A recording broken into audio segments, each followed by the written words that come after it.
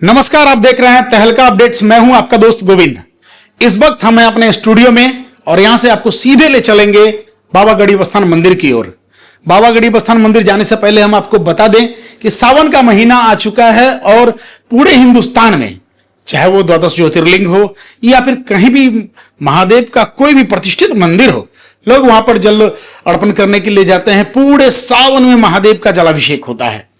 इसी तरीके से मुजफ्फरपुर में भी एक मंदिर है जिसे बाबा गरीबनाथ मंदिर के नाम से जाना जाता है।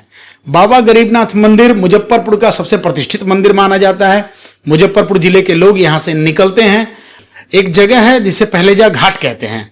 पहलेजा घाट से जलबोझी करते हैं और जलबोझी करने के उपरांत वो वहां से कांवड़ यात्रा, मोटरसाइकिल बम या फिर कार से या फिर पैदल, जैसे भी जिसकी जैसी आस्था हो उस अनुसार वो वहां से आते हैं और बाबा पे जलार्पण करते हैं।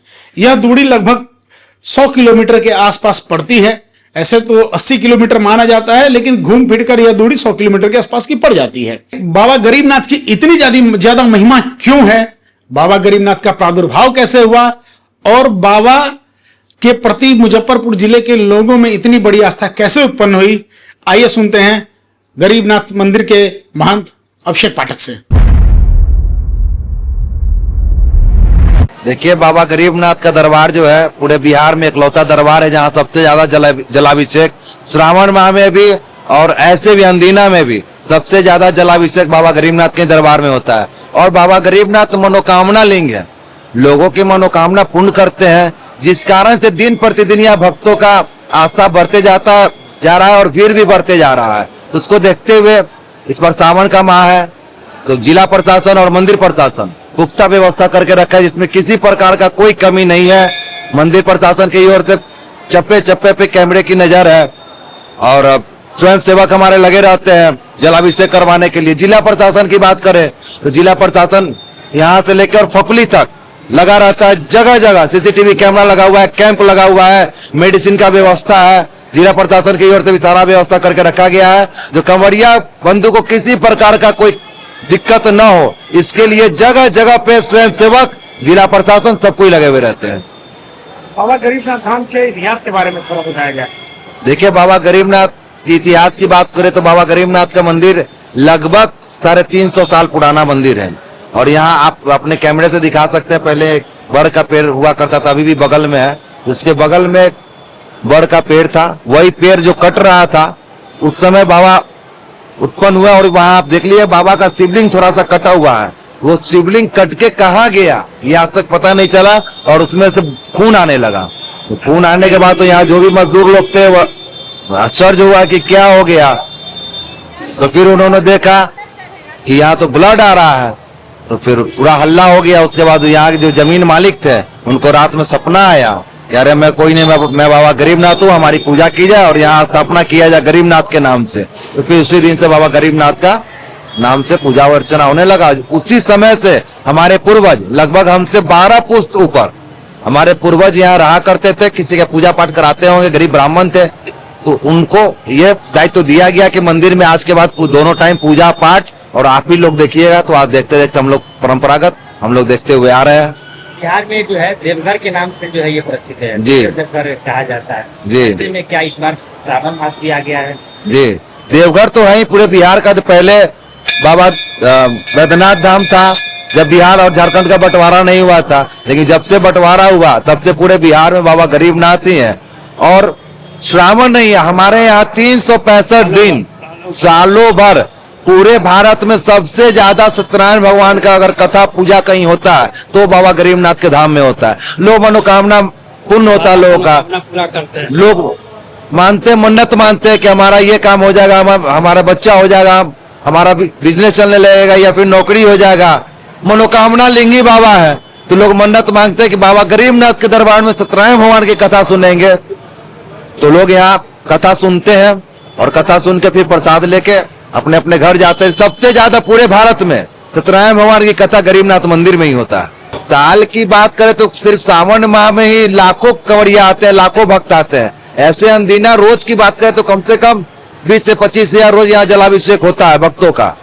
और सावन माह में तो आज भी लगभग 1 लाख के समथिंग जलाभिषेक हुआ है, पहला दिन है।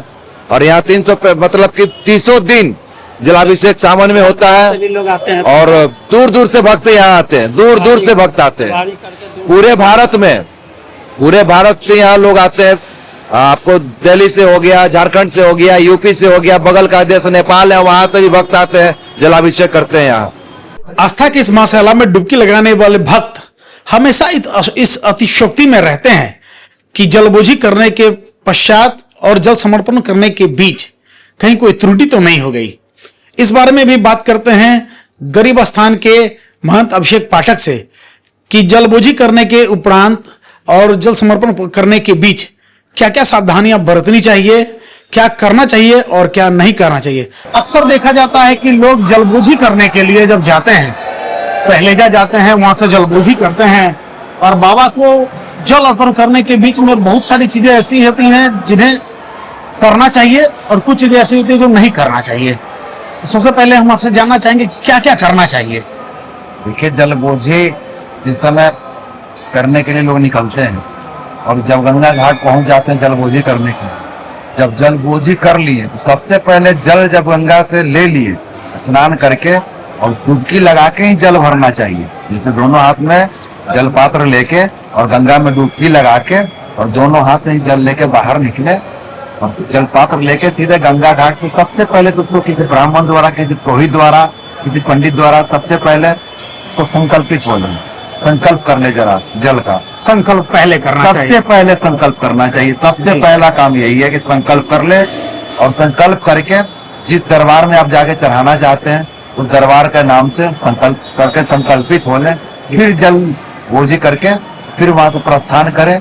बस एक ही दिमाग में रहना चाहिए कि हमको जिस जगह पे जलाभिषेक करना है, बस वो और आप, यही दो चीज आमने और सामने रहना चाहिए।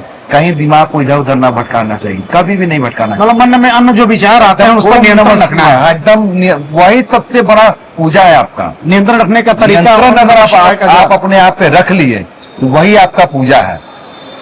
रास्ते में बहुत बार ये बताया जाता है कि अगर आपने ये तरीका नहीं अपनाया तो कांवर खंडित हो जाता है। जी। तो ऐसा क्या होता है कि कांवर खंडित हो जाता है? जैसे शौच करना, कांवर लेके चल रहे हैं, गुटखा, पान, खैनी, तंबाकू जैसा किसी भी चीज का सेवन करना, तो ये आपके कांवर को खंडित कर देती है, आपके संकल्प को तोड़ देती है। तो ऐसा नहीं होना चाहिए।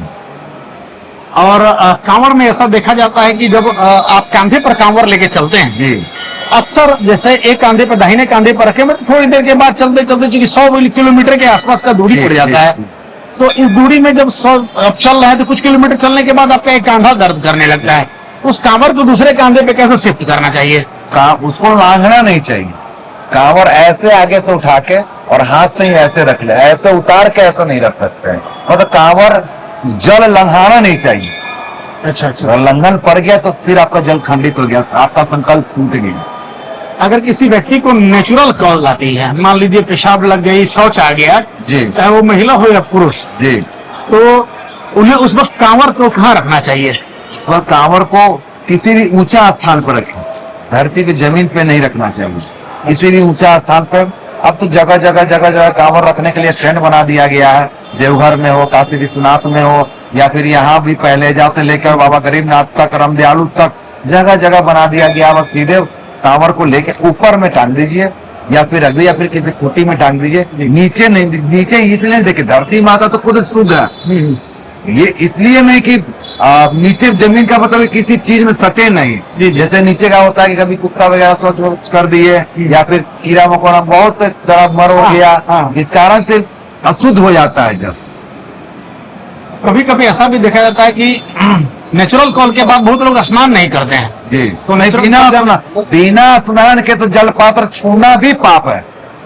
मतलब अगर आपको शौच या फिर ये मतलब कि जल, आपको ये जल बोझी वाला जल नहीं, कोई भी जल अगर आप शौच कर लिए हैं तो फिर आप स्नान के बाद ही उस जल को फिर आप या नहीं स्नान कर सकते। जहाँ पानी की ज्यादा सुविधा नहीं हो तो वहां आप जल लेके मंत्र द्वारा, अगर मंत्र नहीं पता हो तो वहां कोई ब्राह्मण, कोई मंदिर हो तो क्या मंत्र होगा आप बताएंगे हमारे कैमरे पे? ओम पवित्रो पवित्रो वा सर्वावस्थान गतो विवाह यह स्तंभे पुंडरीकाक्ष सब आया झंतरा पुंडरीकाक्ष पुनातु पुंडरीकाक्ष पुनातु पुंडरीकाक्ष पुनातु करके आप जल को अपने ऊपर छिड़क लें। फिर उसके बाद ही जल को लेके जो पवित्र गंगा जल है उसको लेके अपने लक्ष्य की ओर प्रस्थान करें। और भी अपडेट्स आते रहेंगे, बने रहिए द तहलका अपडेट्स के साथ।